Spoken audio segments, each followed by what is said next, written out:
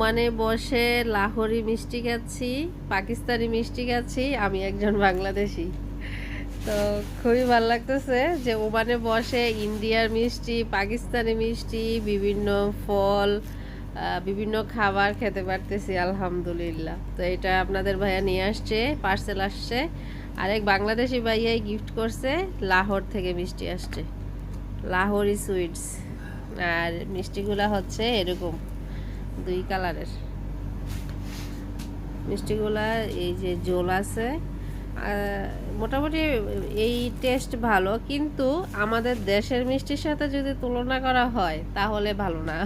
মানে আমাদের দেশের মিষ্টি সবচেয়ে বেস্ট ভালো মিষ্টি হয়, এগুলো অনেক ভালো, কিন্তু আমাদের দেশের সাথে কম্পেয়ার করলে আমাদের দেশের মিষ্টিটাই 10-এর 10 দিতে হবে। আর এটা আমি 10-এর থেকে হয়তো 6 কি 7 দেব এই মিষ্টিটা, আলহামদুলিল্লাহ।